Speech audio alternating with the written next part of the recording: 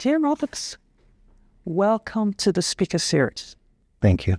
I've been wanting to have a chat with you, considering the vast experience you have.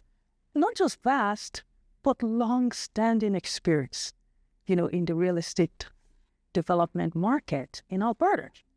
So this is really a privilege. We're happy to have you, and we're going to have an interesting chat. Welcome. Thank you. Appreciate it. Yeah. So can you tell us a little about yourself, what you do, and how you started to be doing what you do? Look, dude. So we are full-scale real estate developers. So our firm of where we are now, we conduct end-to-end full-cycle development. So we go and seek an opportunity. We find a piece of land. We visualize what can be done there. Then we evaluate it. We go through a lengthy process. We purchase it. We generally raise funds and investors for that purpose. Then we develop it. We engineer it, design it, construct it, lease it, and then manage it. And that's our full-scale process as a corporation. And really, we had the start from, it's been almost 15 years since the first rental apartment, where it was really the market dictated this is what was required. And we responded to the market. And then we started with the first one building, 90 units, rental apartment in Airdrie. And since then have built it up to do consistent long-term rental apartments. Wow. That sounds fascinating. And how did you decide? How did you pick this industry? I mean, what were you doing? And what were you doing before you started to... 15 years is a long time to be doing something. Yes. Yes, no doubt. Really, the market has told us what product should be built. So we've responded to the market. But for myself, the early start was with a family development company where my cousin was responsible for real estate development and construction. So throughout his career, I managed to try all the jobs and try all the roles. So all the steps in our business now, from property management to construction to purchasing to development, I was lucky enough to have different times at all the roles, put that experience together, and that's where we are right now. Interesting. So you're saying that you essentially were born into this industry. You were born into it. Perhaps. That sounds glamorous. Maybe a little bit of forced there. But, we've seen the opportunity, and I see that now. So, throughout Calgary's history of the ups and downs and the different booms and capturing that, whether it was oil or gas or the different industries, now we have a housing boom. And I'm trying to still apply those same up and down Alberta principles of the boom and the bust right now to housing. And there's a tremendous opportunity for us to supply housing to this market. Amazing. So give us an idea of how, kind of like the size of your operation, Tell us a little more. I mean, 15 years, what is the scale of what you have built by now? Interesting. Well, things changed during COVID. That was the big reset. So really in terms of since COVID, right now we're focused on providing rental apartment buildings in inner city Calgary. So we have 7 projects on the go right now. We have 3 that are fully completed, operating, providing long-term returns. And we are going to continue on our pragmatic path right now into the near future.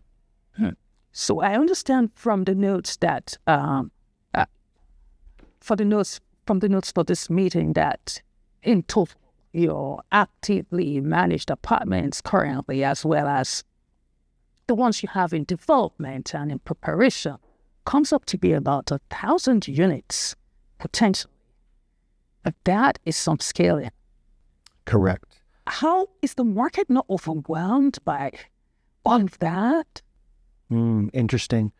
There's a lot of talk right now about oversupply in the market. So yes, we are building a substantial amount of rental housing in this market, but we look at the long-term data and the size of Calgary as a city and the amount of housing that's in the market available right now. is still at a significant low compared to other comparable Canadian cities and American cities. So yes, our pipeline is 1,000 units, but we think in the Calgary market and where we are right now, there's ample room to fill this need for housing that's not necessarily single-family homes. So we're focusing on rental apartments, and the demand is significant. Right. So, for example, we have a generation that's 35 to 45 that in previous times they would have been able to afford to buy a home. Well, in Canada right now, it's very expensive to buy a home. So the alternative for this 35 to 45-year-old demographic would have been to find a starter home or an introductory home or something like that. That's not available right now. It's very difficult to get into the market, and I don't see that changing. So the fundamental structure of this requirement for secondary housing, rental housing, is not changing, and that's going to be, static through our market for the next period of time. That's serious stuff, right? Even one step farther, we now have a demographic between 35 and 45-year-old where, let's say, traditionally we need 100,000 homes.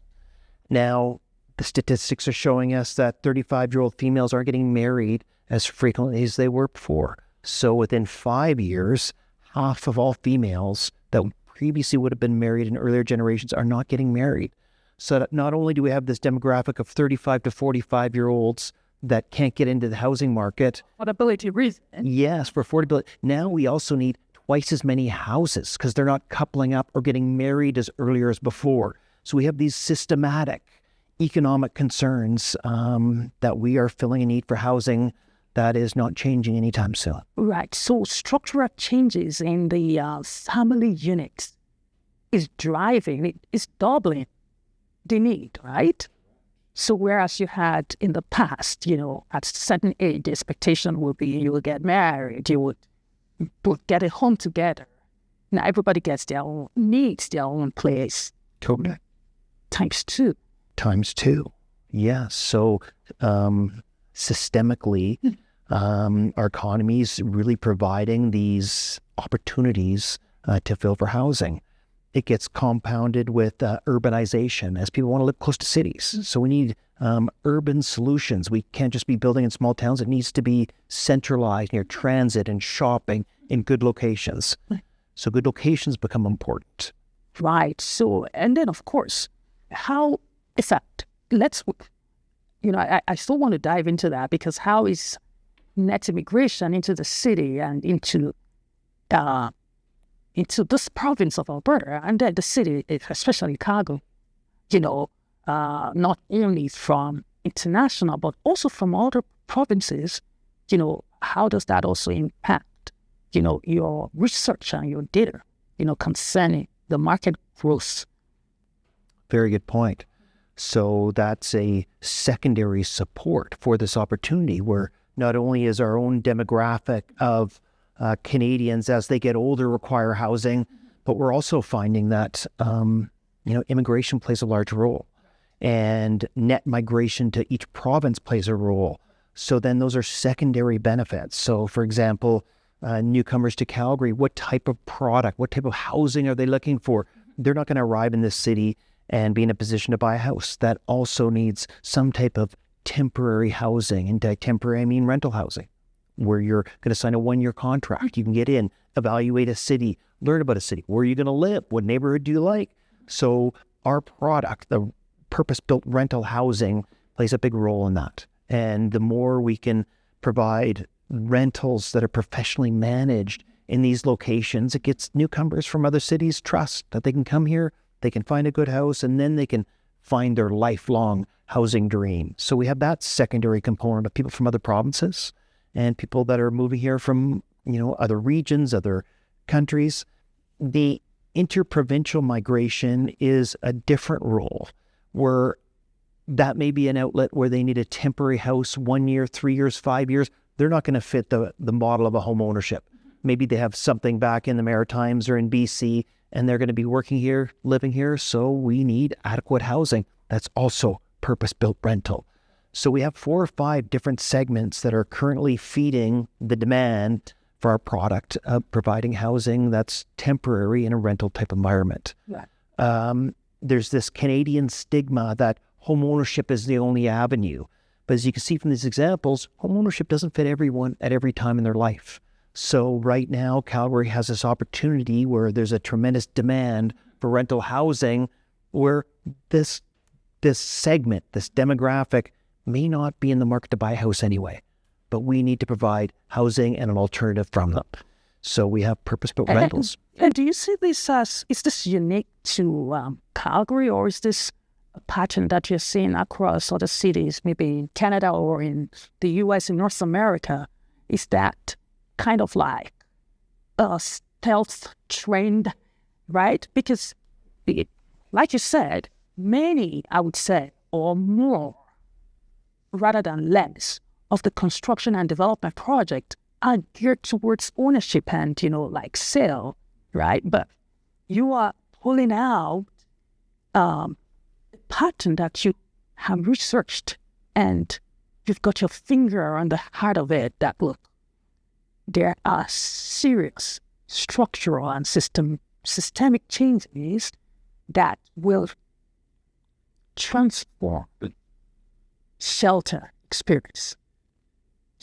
So is that something that is across many cities, or is that unique in any way to Canada rather than North America, perhaps? That's a really good question, and worth really looking at. So I'm most familiar with our Alberta environment and the Calgary scenario, but clearly in the other cities, they are so much farther ahead than we are. So Calgary's not leading edge. We are trying to catch up. We are far behind. So the other cities have far bigger affordability challenges. So unfortunately, Vancouver and Toronto, even Montreal, home ownership is a significant challenge. So the statistics in those markets show us that, yes, that rental apartments are play a significantly bigger role in Vancouver and Toronto, and home ownership's in the minority. So those cities are much farther advanced with the professionally managed purpose-built rental apartments. So it's common in Vancouver, it's common in Toronto, like you'd see in London and Barcelona and the international cities. Calgary is catching up. So our component of purpose-built rentals compared to the overall market is significantly behind those other cities. We are trying to catch up. Right. So now, let's look at that question again, right? Because I'm just saying how that it appears that in the market, there seems to be, more, XYZ development by blah, blah, blah. But you have a rather unique approach to the real estate development. Can you tell me about how did you decide on this? How did you see this trend and move swiftly to capitalize on it, right? And is that some kind of competitive advantage that you deploy consistently, like scan the landscape for stealth trends so you can front run and begin to tell me? That's very good.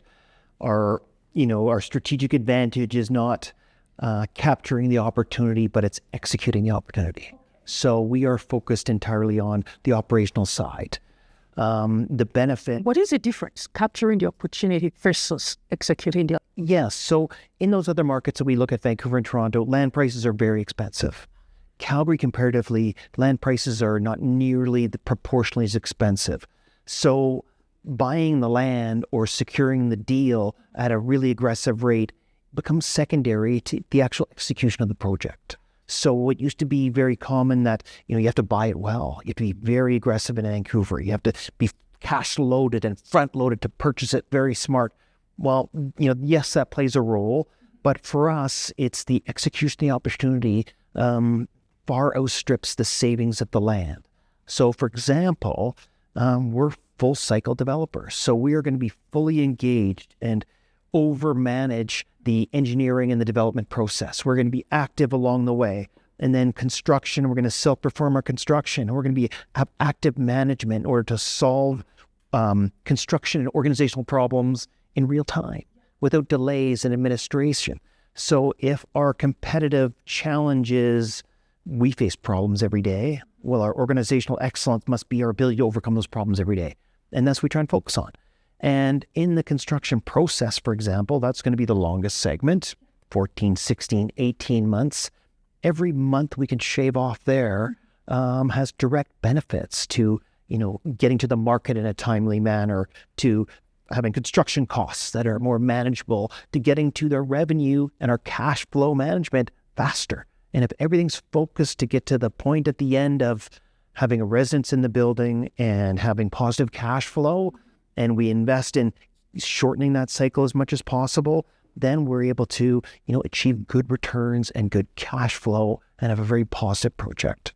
And that's our secret sauce.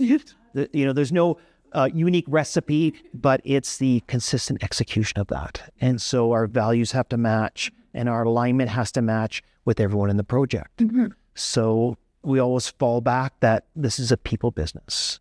And if we are managing the people well, then the product will follow and we'll get to our end goal of, strong cash flow faster. Yeah. So that's really interesting how that real estate development, the process of developing it, of construction, of managing the portfolio of units or keys is a people business, right? And I understand that is the hardest kind of business you can be involved in because people by their nature, it's, they're different, right? So, yeah, you may try to, effectively, what I'm saying is that must place very strong demands upon your leadership capacity. How do you manage all of the people requirements across the different stages of what you do? Mm-hmm. Keep all of those balls in the air and succeed. Yes, very good point. So how do you manage people? That's the key question that you're asking. And yeah, how do you manage them, integrate them across complex, requirement goals and still deliver, in order to, because you have a stakeholder who are the investors. You don't go to investors saying, it's a people situation. Yes. You wouldn't have, if you were doing that, you wouldn't have 15 years longevity in the industry. Yes, good point. I couldn't tell you how to manage people, but I can tell you how to manage people in our scenario. Okay. Yes. So we have tried to really understand what motivates the different stakeholders. So we have different groups that are involved in our full cycle, where really our ultimate goal is putting residents in homes. So everything's focused on the resident. The second stakeholder is our investor who needs a return on his money. Yeah. So everything that's focused to get those two things is the execution of the project. And when we look at architecture and buildings, you see the windows and the roof and the door and all the structure. But we look at it that every one of those things has to be put in by a person, somehow managed by a person, ordered by a person. All the human components are significant. And it's people coming to work and working hard. So we try and understand what brings all those people together. So in each stage of our business, whether it's the development with 8 to 10 engineers, or we get to construction, which is 50 to 300 construction workers, or we get to the property managers, each one has a different role and a different success metric. So we try and understand what's going to motivate them to come to work. So for example, an engineer, when we're at the beginning, well, the engineers have a different mindset and they want to be correct, for example. So we're going to motivate them and try and provide them with as much info as we can so they can do their job and provide the correct solution. So that's is their motivation. Yes. They don't want to be wrong. An engineer doesn't want to make a mistake. Yeah. So we have to focus on them providing the environment so they can provide good solutions. So our zoning and the budget and the details we provide to them. Then we move into construction. That's a big animal. And so how do we get construction going? Well, early in my career, we would yell at people. Did you jump a stage first? Sorry? Did you jump a stage between the engineers and the construction? Yes, and now so now we move into construction. That's the big stage. That's got all the hundreds of people. And at that stage, you finished dealing with regulators. We finished dealing with the regulation. We have our building plan in place. Now we just have to execute the plan that the engineers and architects put together. So that's, hundreds of workers coming to work every day. And so what motivates them and how do we keep them? We have to keep them engaged. We have to make them valuable. We have to make sure they feel a part of a team and they're focused on this end goal. And our end goal is providing a house for people. We don't do construction. We provide homes for people. So everything's got to be focused on the same goal of, you may be playing one role at this time, but you're part of this team that gets to the end goal. So how do we do those things? Well, it's good communication. It's regular management. It's courageous conversations. It's, okay, we're on our job site. We're in your environment. Things aren't going smooth. We're going to have a good conversation about that rather than having punitive problems down the road. And so we're going to be overmanaged, we're going to be good communicators, and we're going to be appreciative. And then there's going to be, food trucks once a month, free lunches. We're going to have vending machines with energy drinks, and we're going to help you succeed on your day-to-day job. And if you're happy to come to work, chances are you're going to come to work on a Saturday. And then you're going to do maybe a little bit extra. You're going to stay till 5 p.m. Or if there's a problem, you're going to help us fix the problem because we answered your questions the last time. Yeah. And it wasn't like you're creating problems. It's no, you're giving us an opportunity to help you solve your... I guess that's the distinction you were drawing between how it used to be managed by yelling and all of that. Okay. Yes. Now we have to take the anger and the blame away. And it's an entire focus on what's missing. Do you need an extra tool? Do you need extra help? Do you need an extra process? It will help you execute this job faster because the next guy's depending on you. And you're part of this team where, you may be the plumber, but the electrician needs you to finish that job before the electrician, before the drywall, before the painter, and you're part, and all these guys are waiting for you to come to work to do your thing. And what do you need to do great work today? And we just have a totally different attitude. And, people like coming to work. And so generally, if a project takes a year and a plumber's there for 6 months, we just want him to come to work and do 4 extra Saturdays. So in 6 months, if he can come in 1 month, work 4 extra Saturdays, bang, that project's done a couple of weeks earlier. And if we get everybody kind of on the same plan and just work this little extra, the benefit to us is we get a project done earlier, which helps a resident move into their apartment earlier, which helps our investor get his cash flow return earlier. And everything's focused on that.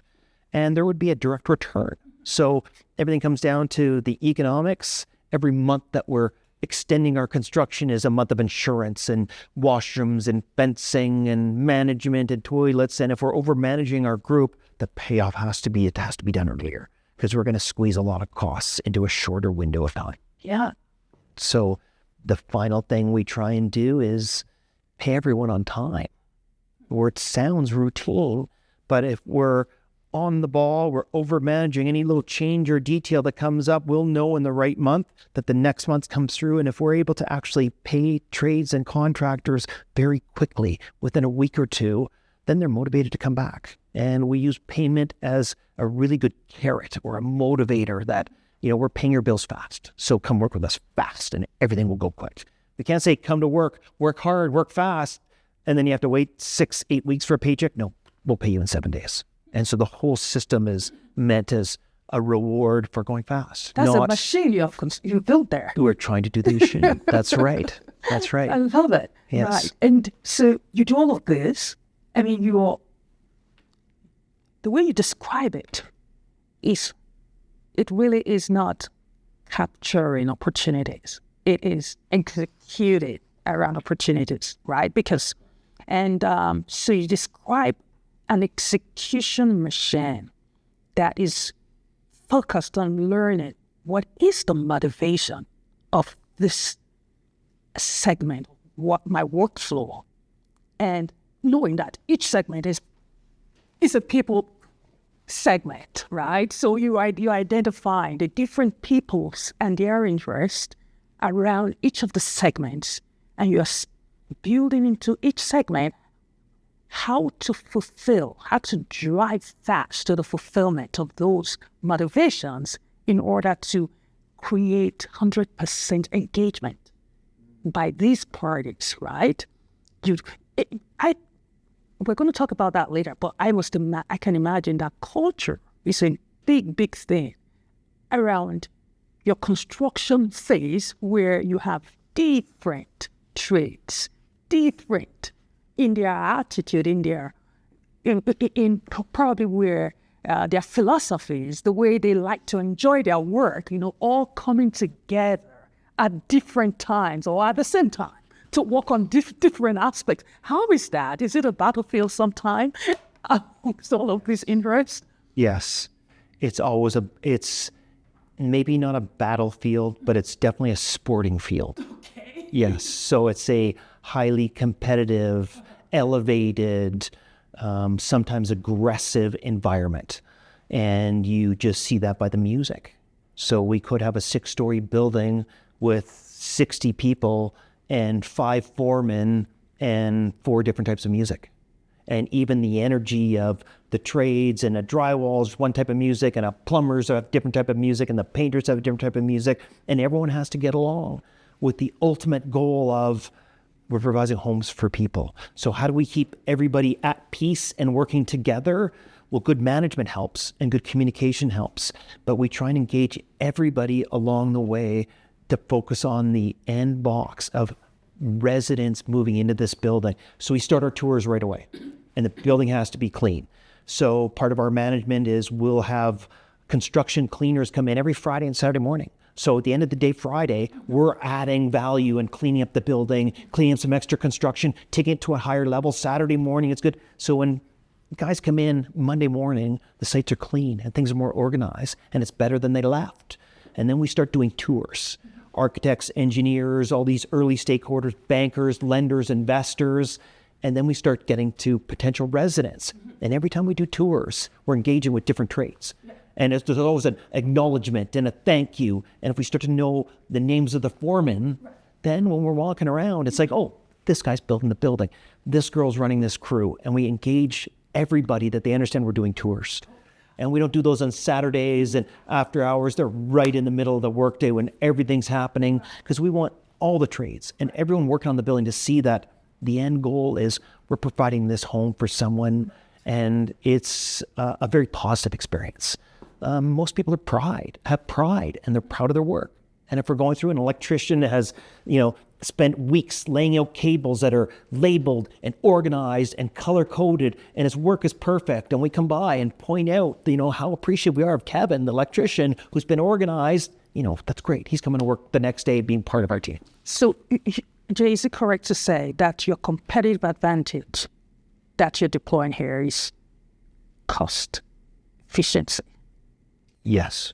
That's the benefit has to be a cost efficiency. We're not just great managers. It's not just providing a good environment to come to work. Everything has to be to execute this building faster, so our construction costs are smaller, so our mortgage is smaller at the end, and we're getting a better return on our investment.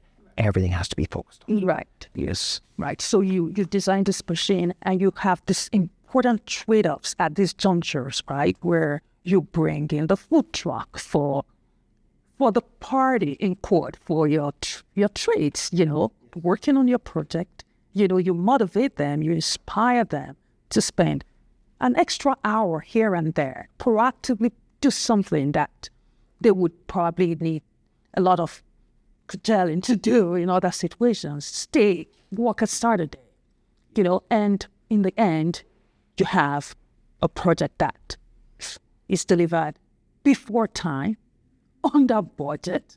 Yes. And you have happy investors, that is, that's interesting. So let's look at another aspect of what you're doing. If we look at cost management being cost efficiency, being the big thing for you, in what other areas around your buildings, does it play out? Very, very key point. So for us, we're in the long game. Yes. We're getting a 50-year mortgage, so we have to be planning 50 years. We're in long-term cash management. So during our initial planning and design, the decisions are made not on the construction costs, but on the long-term maintenance implications of our decision. So we're always looking at the long-term parameter. So that's why it's cost efficiencies rather than cost management. That is your correct. We don't want the competitive cheapest advantage. building. Yes. We want the cheapest building to manage. So we try and segment the differences. So for example, we're going to pick a more expensive elevator up front, put the costs in up front to have an elevator that's going to be a less maintenance intensive over time, and our contract pricing is better. And so we're going to look at that and look at the value. We're not trying to produce the cheapest building.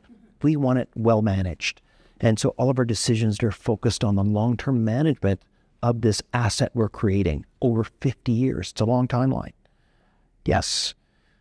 As well, the faster we get to the start of cash flow is very important. So we're going to pick a lender that we can work with that will help execute from construction into our mortgage as soon as possible. And for example, not leave a gap. So if we are 3 months ahead on a 18-month schedule, that's 3 months of debt paydown that we're going to be ahead, and we're going to start earlier. So if we can get to these stages faster, we're providing a better return as far as cash flow to any investor. Interesting.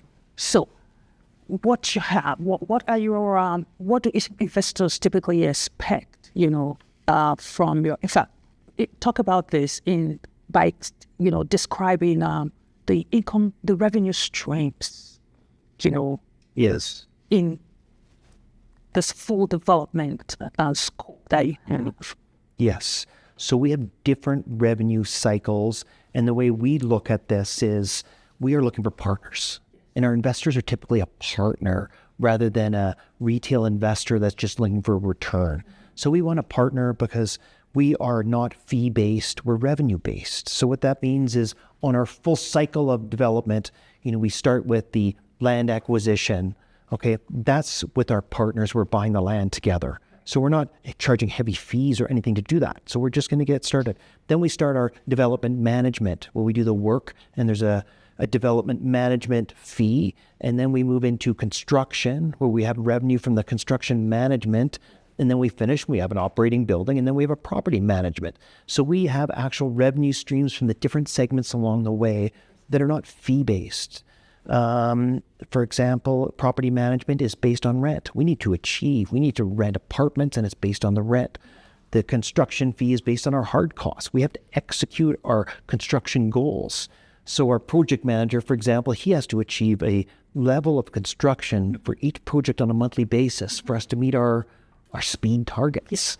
And so we monitor all these, and we go through the revenue for this, and it provides a consistent revenue model for us to get to the end point of property management. And the goal of property management, I say, is similar to an NHL referee. If property management is going well, then our reward is the smoothness of the operation. It's not there for us to be the best property managers. Nobody notices. So when you're doing a great job, it's actually quiet and it's non-performing. So our business model is calm, maybe boring, but consistent. And we try and set up everything for the end goal of getting residents in the building in a timely manner. And our organizational goal at that point is occupancy, not chasing high rent. So we want people to be in our buildings for longer periods of time, and then it's easier to manage and provides more consistent, dependable cash flow. Right. So you're not looking to get renters who will pay the high rent, and when rents drop across the city, they move to some place where rent is probably cheaper. Right.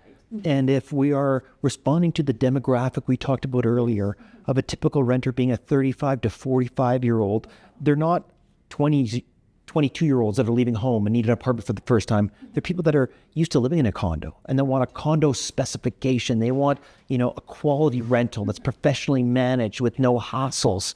We provide that. Mm-hmm. And if people then are going to give us the commitment that they're going to stay to 3 to 5 years, then the rent will be balanced over time, and we'll get good, full performing buildings answering to this demographic.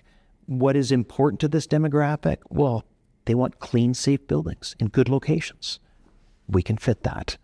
And we try and balance out the rents versus long-term occupancy and keep our buildings full. Mm-hmm. So you understand the demographic intensely. Your market niche, you know you know them very well, and you want to house them for decades, is what I hear you, saying, right? And so you actually would configure the product in all ways to serve that need, So what would be the typical experience for one of your renters? Personal experience. We would have a manager that they could respond to by text. They would meet face to face. There'd be a personal interaction with a manager of a contact, and that's our style. If the buildings are going smooth and we have a good tenant manual, we've explained our terms, and everything's automated now. We're taking your rent automatically for your bank, and so the accounting is smooth. Our expenses are well managed, so we just have to have a personal touch. And we find that if someone has a good move-in experience, they're better apt to stay. So we're going to focus on getting them in the building. So our buildings have loading bays and move-in zones and paths for people to get their stuff from one apartment into the other. Moving is stressful. So we make moving easier and moving like non-emotional. Like we do indoor loading. So someone in Calgary in the winter can move in the winter. And we take these steps, then the moving becomes like easy. Yes, painless. And there's an interaction with the person, and then hopefully after that, rent gets taken automatically, complaints are through an app, and we've got a good, respectable and happy resident. And that's our goal. So we try and back it up with what's important to the resident. Well, today what's important to a resident is a place for their pet to go outside. So we're doing dog areas and dog runs and dog spaces, and doing extra things for people's pets. And so that's the new way is we'll provide an amenity for you and your pet to go outside in these urban environments. And that's becoming more and more popular. Interesting. So the average renter that you've got in that demographic, would maybe stay on for years, and there's a way you describe this demographic again that to me, in one of our chats, can you describe them again, because that showed a lot of understanding of them, please. Yes. So the typical rental demographic in the Calgary market right now is a 35 to 45-year-old single. It would have been a couple previously, but now that's splitting. So we have 35 to 45-year-olds that could buy a home or could buy a condo, but are choosing to stay in a rental environment. So we need to provide, decent, sustainable apartments. Those aren't micro suites for 300 square feet for a couple to live in. That has to be sustainable, quality, housing. And so that's what we're trying to focus on. Do we think the 35 to 45-year-old demographic now will become a 45 to 55-year-old and still not be able to buy a home? Most likely. Yes. So is this demographic changing? No, it's maturing. So we will have to adapt with different type of amenity spaces and different type of attractions for maybe a mature demographic. And that could be a gathering space or a card room or golf simulator as amenity in a building. And so we have to adapt that and try and find ways to expand the demographic as that changed and approach different people in different ways. Okay, so now let's talk about the challenges, that humanize you in the process of, building. Before we go there, what is the average return that your investors, consistently receive over this? Because what you're saying is that you're setting up a stream of annuities for that, 50 years, that is remarkable. Yeah. Right? So what is the expectation, I know there are no guarantees in anything, but you've been doing this for 15 years. What is that kind of? Things changed in this asset class approximately 3 years ago, where traditionally it was more difficult to get second, third, and fourth mortgages. So for us to get a continual apartment mortgages were challenged. and leverage was challenged. We had to put significant amounts of cash in, and then there's no return. Lately, this segment, this asset class of purpose-built apartments has been much more favorable for lending. So we've been able to get decent mortgages. So our expectation of a return needs to be 14 to 18%. So we definitely need to be higher than the traditional 12%. And so a decent cash flow return should be 14%, a good product at 18%. And not only is the return decent, but it's actually the consistency of the return. That comes from two sources. One is the debt pay down. So the advantage here is we're doing consistent debt pay down with residents' rent. So it's a good vehicle to pay down debt and earn a return. The secondary component is just profitability from your rent over your expenses. So it generates a decent amount of profit and then a decent amount of debt pay down. Our targets are 14 to 18%. However, our short-term vision is 3 to 5 years. So we want to be obtaining, a decent 14% plus return over a 5-year period. So it's very healthy that when you're in year 2, you're in year 3, you're in year 4, the asset's producing and it's quite passive. And we should be earning this return if we have full buildings with maybe little dips, but it should be very consistent, stable over time. And then every 5-year window, we can make a choice. Do we want to keep paying down debt, or do we want to extract the value and have a good payoff every 5 years? So it has multiple streams of payoff. And traditionally, what we're seeing now is appreciation of the asset as well, that we don't take into account, but 5, 10, 15 years down the road, we would expect all these assets to appreciate over time. That's very interesting. I was looking at the numbers, you shared in one of our chats, how that, when all of your units that you're currently working on, when they all come online, you are looking at annual rental income of about 20 million across 1,000 units you've got in your pipeline. That's staggering. Well, maybe not staggering. I mean, that is significant annual income from rental income, and, using a stabilized model like this, it's that, do you foresee any challenge around that could cause deviations from your projections, or have those been rather conservative? No, I think there's challenges every day and every point, and that's our goal, to overcome them. So yes, I see financial challenges that we'll overcome, labor and people challenges, and housing challenges. So yes, there are some significant challenges in every way. For example, we just had interest rates that had gone up for a period of time and have now settled down. Well, there's some challenges there. We have to overcome those. So we're either borrowing smaller amounts or for shorter periods of time, or we'll react a little differently. Yeah. But yeah, there will continue to be significant challenges, and I think that's where the opportunity comes from. Yeah. Kent has a good attitude, right? Yes, yeah. For 10 years, rents never changed. So there was no incentive. Now rents have gone up, and they've settled down a bit, but all of these opportunities are phenomenal, and these challenges really open up opportunities. So now that the rental model is not going away, people need housing, they're still moving here, housing is becoming more expensive.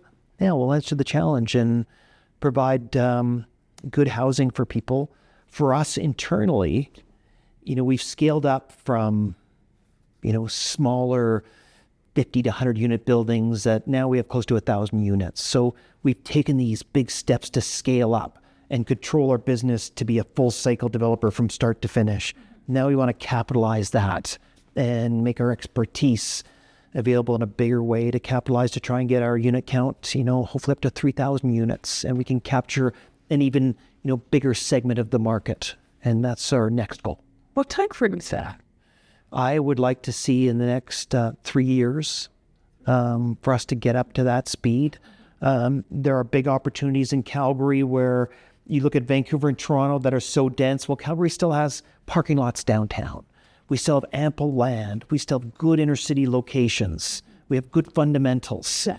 So I see, this market in particular, Calgary and its sub-markets as being, very favorable for, the near future. Well, if you do scale up to 3,000, I mean, like, if you're doing 20 million in rental income on 1,000, that's 3x, so that will be, well, I will follow you as you develop that trajectory, right? So let's talk about, the humanizing aspect, for you in the midst of all of this, because I do like the way you said there are always challenges, and that's what creates the opportunities. Yes. That's powerful, right? So you anticipate, you look for the challenges, and then you pull out the opportunities, around and within them. So was there ever a time in the course of the 72-hour period where you felt, oh my gosh, everything is gonna great? Do I think that or say that? Yes. The goal is to think that and not say it. Yes. They don't know I'm thinking that, but yeah, I think that's my role is to give people the confidence that we will overcome this. Yes. So that's perhaps my burden, but I think that all the time. Oh my gosh, like what's going to happen next and what's going on and how are we going to overcome this? And yes, those are daily thoughts.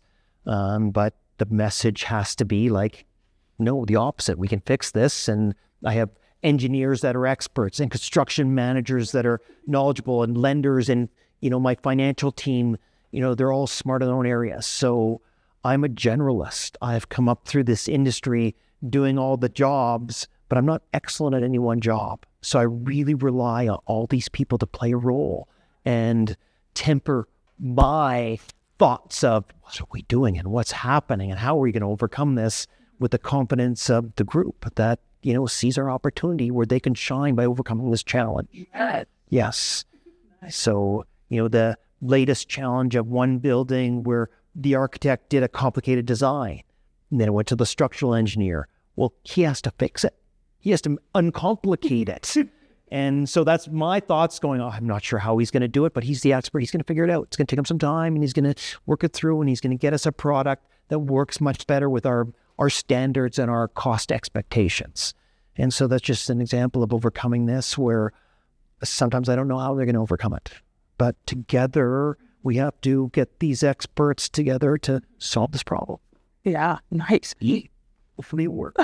So is there an example you have that you can share of how you've solved one of such complex, oh my gosh, it's breaking kind of problems, in an unconventional way or in a resourceful manner, and save the day? Is there an example you can share?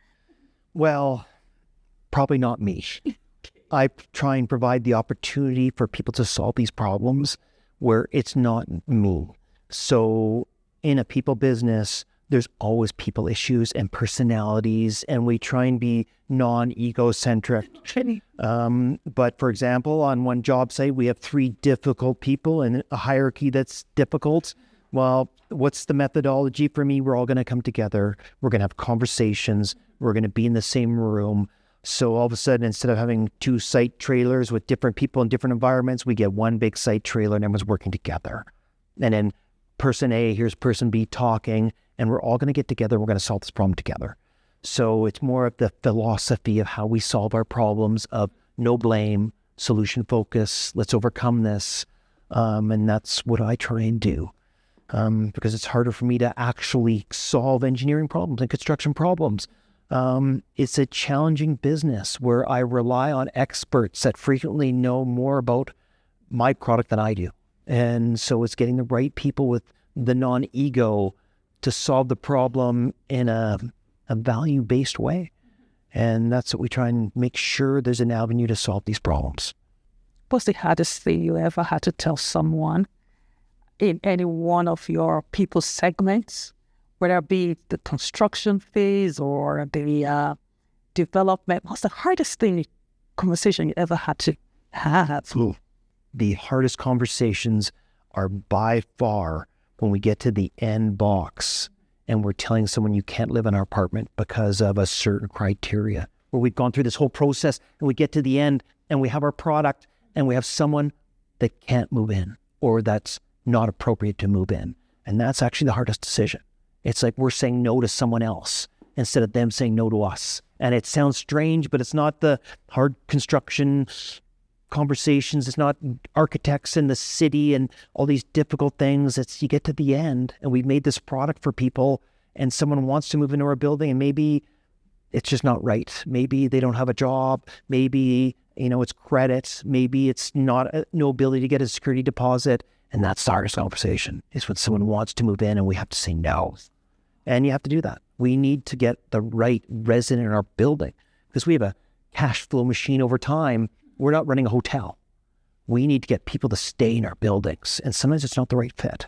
And sometimes, the dog or the pet isn't the right fit. And we have to say, no, you can't move here because your dog's going to be barking too loud. And that's a common problem. So, yes. Because of the dog? Absolutely. Quiet enjoyment of your apartment is really what we're selling.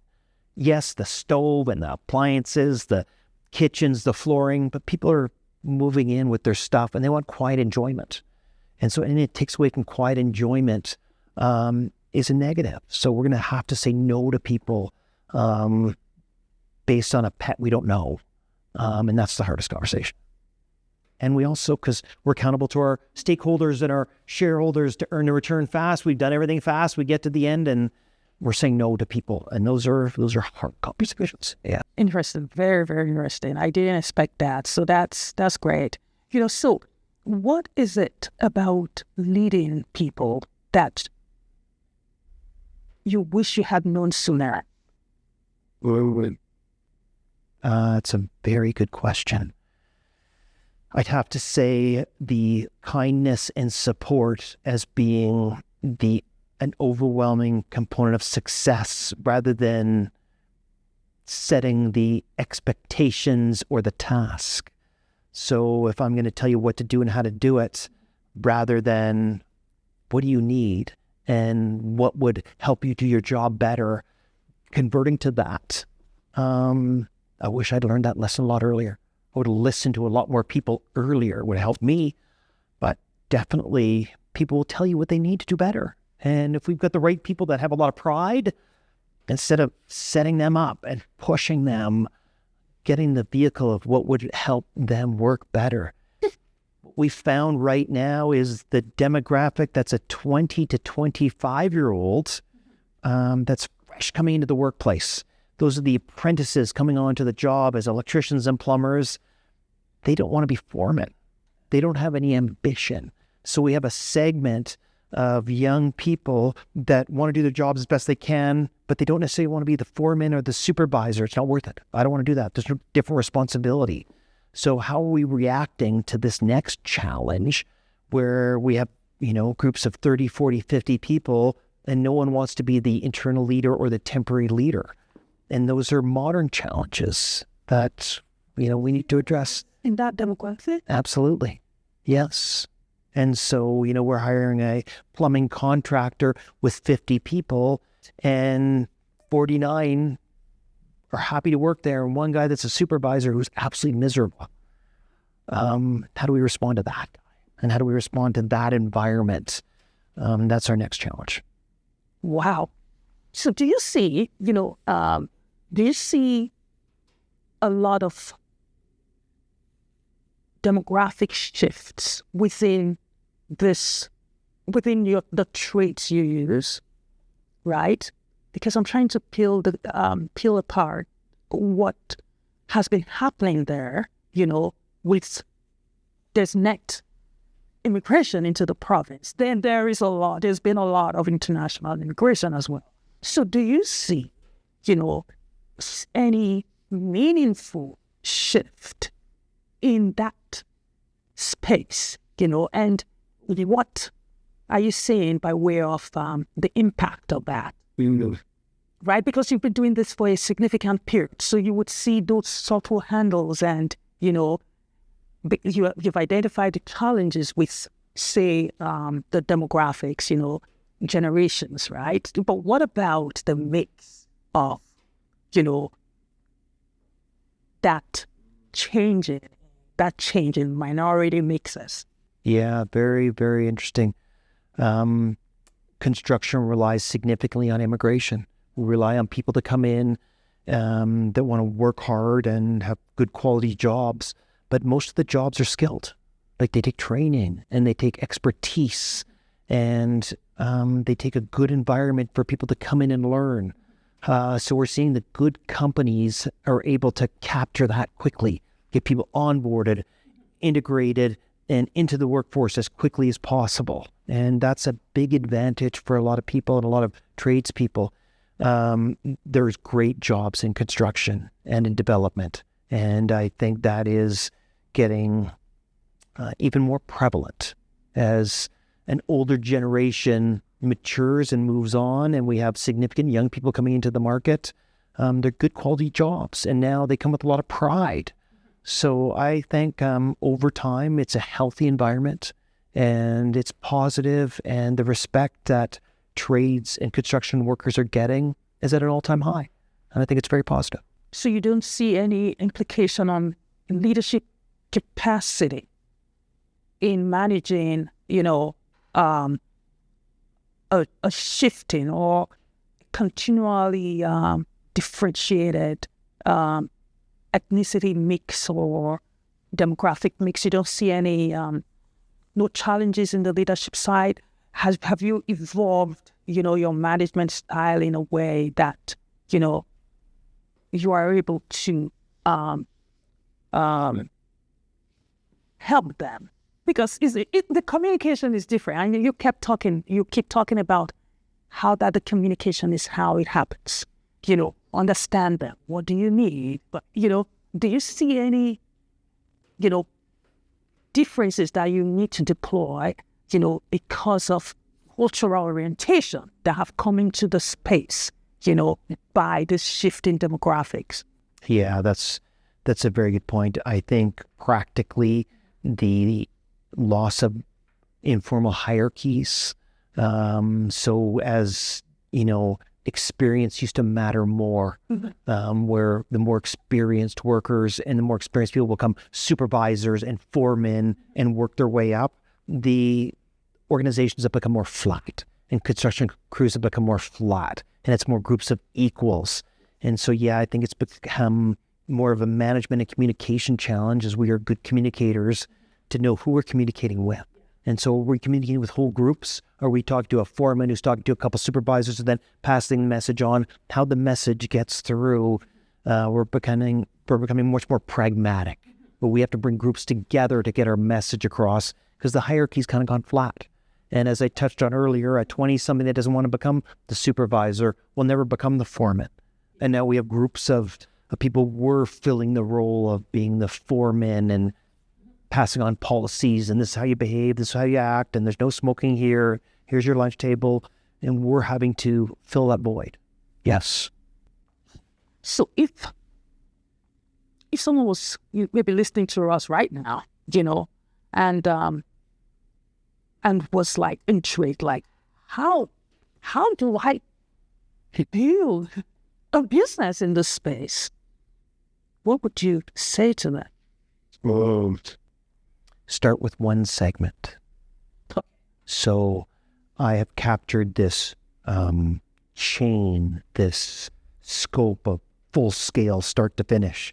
Think if somebody who's coming into this business, pick one segment, be a property manager, learn how the residents are at the end, then be some development, then learn some construction, pick one segment and try and expand. And that's what we've done.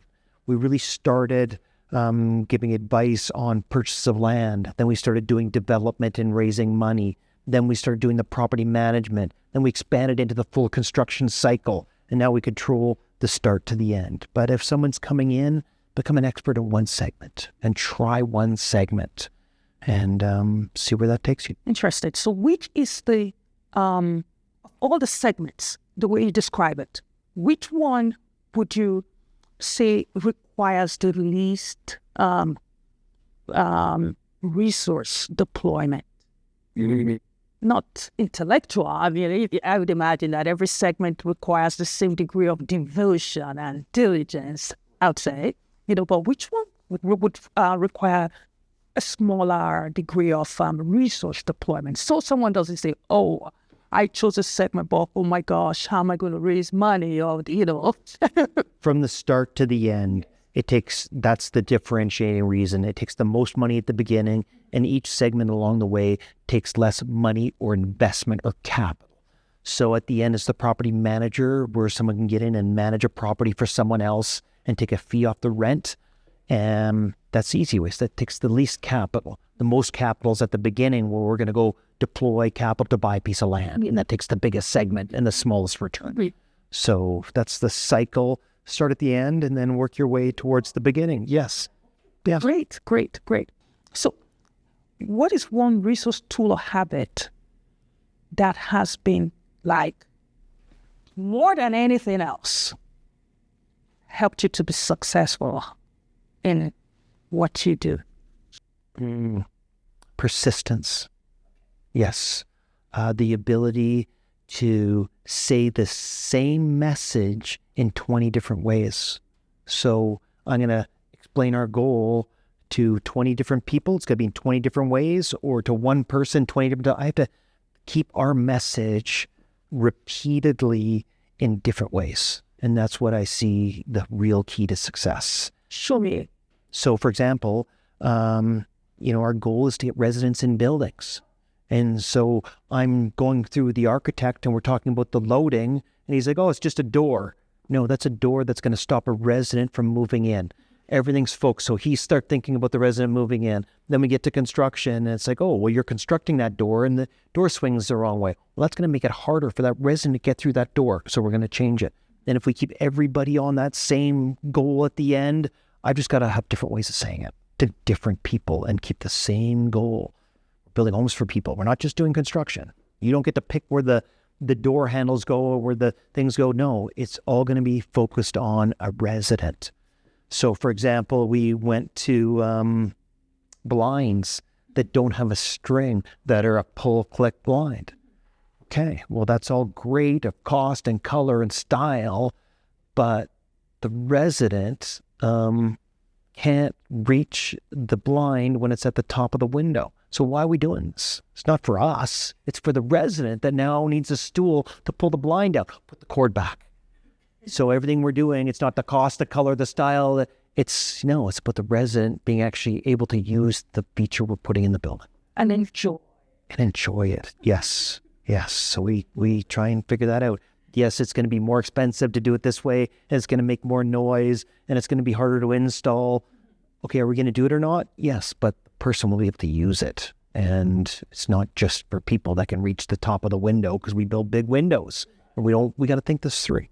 So we try and always focus on what's the resident going to view this as. Interesting.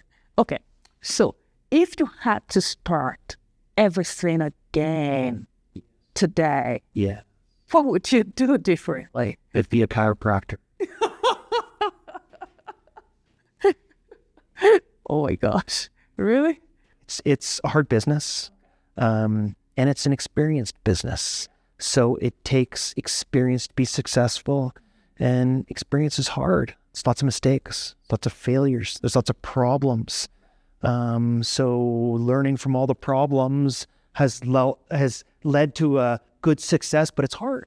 The saying is rough seas make for good captains. That's great, but there's a lot of throwing up. There's a lot of rough seas. There's a lot of problems. There's a lot of nervousness of things going wrong that you have to overcome.